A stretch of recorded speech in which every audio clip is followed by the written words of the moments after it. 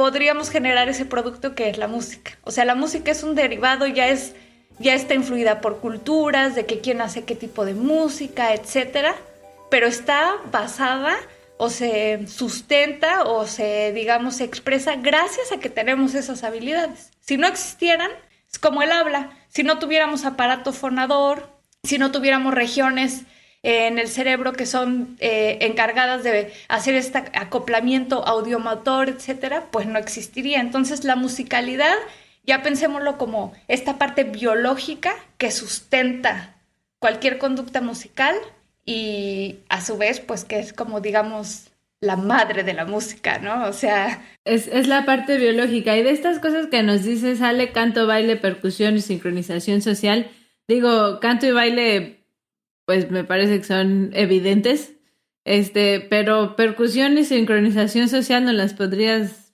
explicar? Sí, pues la percusión, que es la de la que vamos a hablar hoy, es una conducta en sí. Cuando preguntábamos qué entiendes por percusión, pues dentro de la biomusicología o la musicología se considera a toda conducta que se base en la generación de patrones repetitivos de sonido. No importa si los haces directamente con alguna extremidad, como nuestros pies. ¿Cuántas veces no están sentados escribiendo y empiezan a zapatear? Ta, ta, ta, ta, ta, ta, ta. Y no lo consideras de, ay, estoy haciendo música, o que empiezan con los deditos. Trrr, ta, ta, ta. O el aplaudir, por ejemplo, es percusión. Ay, después de una canción o cuando tocan una canción y ahora todos conmigo, chas, chas, chas. Y la gente, ahí se combina, por ejemplo, la sincronización social con la percusión. Entonces, la percusión es todo este tipo de conductas que se basan en generar patrones. Imagínense ustedes también que no necesariamente los tienen que hacer con sus manos. Cuando comentaron en estas preguntas que hicieron a la audiencia y que dijeron las batacas, perfecto, es un excelente ejemplo. No tiene que ser con tu mano, puede ser con algún objeto, una vara, un tubo, digamos, decir baquetas, pues ya es un instrumento súper elaborado del humano para llevar a cabo esa habilidad que es la percusión a otro nivel.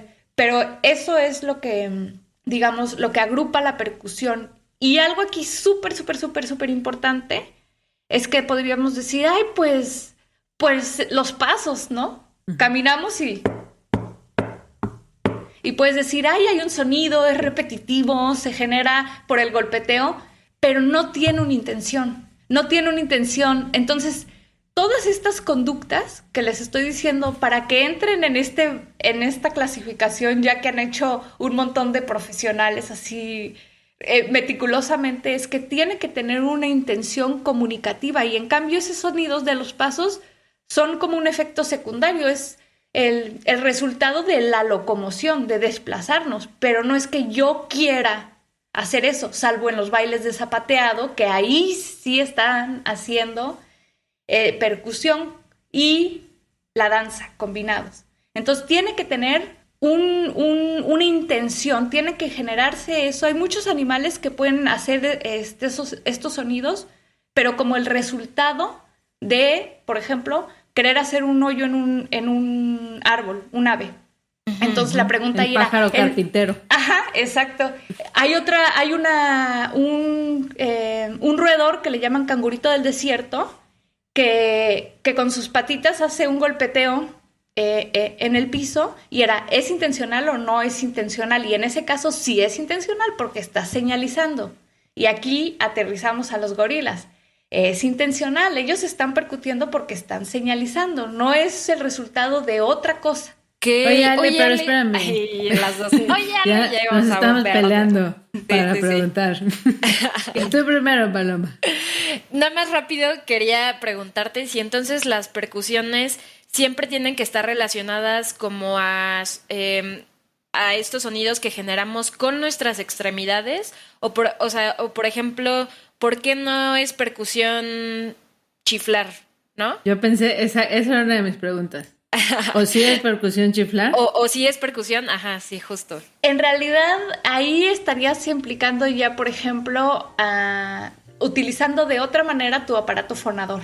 y que está más parecido en la clasificación a lo que hacen las aves, que nosotros llamamos como humanos el canto de las aves, que es hacer algo con el mismo aparato fonador que con el que hablas. En realidad, chiflar estaría más cerca del canto, entre el canto y el habla. ¿Por qué? Por el aparato que lo está generando. Además, no es la generación de un golpe, de un... Esta cosa de que me choca cuando las palabras vienen en inglés, maldita sea, estos golpeteos, estos strikes, estos beats, ¿no? Es realmente tú estás ahí generando un sonido, un patrón, una melodía, un ritmo, etcétera, pero con el aparato fonador. No estás generando golpeteos, aplausos, no estás generando, ¿cómo decir?, los golpes puntuales. Percutir implica esa resonancia de un objeto contundente en otro. Entonces no es lo mismo, por ejemplo, cuando yo doy un golpe en la pared, estoy dando un golpe contundente y la resonancia, la manera en la que esta percusión está generando el sonido de regreso es a través de la vibración del objeto que lo regresa. Entonces, si yo golpeo en un tambor, si golpeo en un platillo, si golpeo, es muy diferente. Yo voy a tener una respuesta diferente. En cambio, cuando silbamos, ¿a quién estamos haciendo ¿Cómo se genera el sonido? A través del paso del aire por aparato fonador, y lo que da ahí la variante es posición de la lengua, posición de los labios, por ejemplo. Entonces, no lo clasifican exactamente como una forma de percusión, sino como una forma, está más en el bultito de que más, aunque no es canto, obviamente, está relacionado con el aparato fonador. Entonces, no entra literal en la clasificación, pero es una conducta de la musicalidad, eso sí. Yo no sé chiflar, no puedo. A mí tampoco, bueno, más o menos ahí me sale, pero no sé, así como Pepe el Toro, no, ni de chiste. Ok, Ale, ok, ya me quedó clara esa duda. Tú, Mariana, ¿qué otra cosa ibas a preguntar? La otra cosa que quería preguntar, aparte de los chiflidos, es o sea, ya que vamos a hablar de la musicalidad en los gorilas, ya sé que aquí un poco estamos pisándole al episodio pasado que tuvimos, pero para las personas que no lo han escuchado, ¿nos puedes dar una pequeña introducción de qué onda con la musicalidad en otras especies? O sea, porque aquí ya nos dijiste que es una característica de nuestra especie, es una característica humana, pero también podemos ver estos rasgos biológicos que conforman a la musicalidad en otras especies. Claro, pues así, tal cual como tú lo dijiste, esos rasgos los encontramos en otras especies. Entonces, el conjunto, digamos, son como los sentidos, ¿no? El tacto, la vista, etcétera. Cada especie tiene una, digamos, configuración diferente. No es lo mismo la manera en la que una serpiente percibe su mundo, infrarrojos, y cómo su comunicación química, por ejemplo, etcétera, ni cómo la percibe ni cómo la procesa. Entonces, estos rasgos se han identificado que no son exclusivos del humano. Lo que es exclusivo de nosotros es la combinación de lo que tenemos y cómo lo usamos, pero no son exclusivos. Entonces ahí pues ya vienen trabajos padrísimos de gente que se ha dedicado a identificar conductas que forman parte de la musicalidad o habilidades cognitivas que forman parte de la musicalidad en otras especies. Los ejemplos que siempre vienen más a la mano son las aves, como les decía. Uh-huh. El canto de las aves, que hay que recordar que cuando decimos música, cuando decimos canto, es una etiqueta creada por el humano para comunicarnos y para darnos a entender de lo que es tú y yo entendemos como canto, ¿ok? Para el pajarito no es que él que está cantando, ¿no? Simplemente está señalizando, está generando llamados, que le llaman, sus calls, sus llamados, sus vocalizaciones, y se está comunicando. Pero wow, el humano, nosotros decimos, esto cumple con lo que nosotros hemos clasificado que es la conducta del canto dentro de la musicalidad. De percusiones tenemos ejemplos, y ahí es donde vienen los gorilas, en realidad, pues chimpancés, gorilas y bonobos, que son nuestros parientes más cercanos, y el humano, chéquense eso, qué padre, todos percutimos. Entonces, un rasgo ahí que nuestro ancestro común, de todos esos, lo tenía. O sea, y por ejemplo, también en la danza, pues ¿cuántas veces no han visto también despliegues de rituales en otras especies que obviamente para ellos no es que estén bailando, pero tú ves una sincronización, ves un movimiento repetitivo, igual acontece con la sincronización social. ¿Quién no ha escuchado a un conjunto de grillos? ¡Cri, cri, cri, cri! Oh, las aves bailan también. Las aves lo tienen todo. Uh-huh. Las aves están tremendas, o sea, tremendas. Entonces sí, es como tú bien decías, estas conductas o habilidades las podemos encontrar y de esto se trata mucho de los estudios de biomusicología o musicología que se hacen ahorita. ¿Cómo lo usan? ¿De en qué momento? Hembras, machos. Si esta especie también forma parte de las especies que tienen... La gente adoraría encontrar rasgos así en los perros, por ejemplo, porque es uno de nuestros animales favoritos, compañeros de miles de años del hombre, o sea, pero pues no. O sea, hasta ahorita lo que se ha indagado en los experimentos, por ejemplo, es así de que no presentan rasgos cognitivos. No sé si acuerdan una cacatúa que se hizo bien famosa que se llamaba Alex, que bailaba, que le ponían musiquita y que se ponía a agitar la cabecita, hacer como headbanging. Los leones marinos también les ponen música y empiezan a oscilar su cabeza y se sincronizan.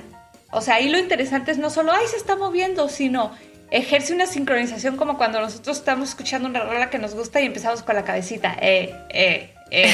Claro, ¿qué es lo que tú dices? Sincronizas con el beat, no te estás moviendo así aleatoriamente, aunque seas arrítmico. Uh-huh. Una parte de ti se sincroniza con el beat, aunque tengas los pies izquierdos. Exacto. Y por eso decimos, no, pues, o sea, realmente todos somos percusionistas, aunque sea que hay que siempre pintar la línea. Bueno, yo no la pinto, pero las que estudian música, los músicos, pues dicen, oye, llevo años estudiando, sea de manera individual, sea de forma escolarizada en alguna institución o algo, pero dicen, pues yo me entreno, ¿no? Tú no, o sea, no te pongas en mi grupo. Y pues sí, o sea, a lo mejor los que no somos músicos, yo no soy músico, pues no perfeccionamos esas habilidades, como la gente que también perfecciona, aprende idiomas o por ejemplo, los intérpretes, etcétera, se vuelven auténticos expertos, ¿no? De esto. Tal vez nosotros no, pero eso no quiere decir, uno, que no podamos cantar, a menos que tengamos un problema. Ahí está, ya te lo dio la naturaleza. Viene en el paquete Human. Aquí te mando con percusión que puedas usar. ¿Quién no ha visto un bebecito cuando están así, no sé, hasta menos de un año y pueden ver? Obviamente la conducta se perfecciona, pero que empiezan a golpear con sus manitas. Aplaudir, ¿no? También lo hacen un montón. Uh-huh. A golpetear, también hacerlo con los pies, uno, otro. ¿Quién les enseñó? Nadie. Sí. Entonces, por ahí van las pistas de, caray, esto es innato, ¿no? Sí, yo tengo un conocido que dice que los bebés antes de caminar y hablar aprenden a cantar y a bailar. Él es músico, pero bueno, siempre me dice eso. Pero sí se me hace muy loco. Oye, Ale, y, o sea, entonces con todo esto que nos estás diciendo y ejemplos que nos pusiste, entonces, ¿qué hacen los gorilas? O sea, ¿qué lo hacen todos? En este caso, como las preguntas que nos ayudaste a mandar, ¿solo son machos, hembras? ¿En qué momento lo hacen? ¿Se sabe eso? Pues sí, está muy padre porque aquí, bueno, creo que ya todos tenemos claro bueno, ¿qué onda con la musicalidad? ¿Cuáles son las conductas? Pues ya sabemos por qué los gorilas, ¿no? Porque estos animales percuten en lo que le llaman percusión corporal, ¿no? A diferencia de los chimps, los chimpancés, esos también percuten, pero a ellos les gusta más en los árboles, en objetos, en otras cosas. Uh-huh. En las raíces de estos árboles que están así como protuberantes, pero los gorilas Ellos principalmente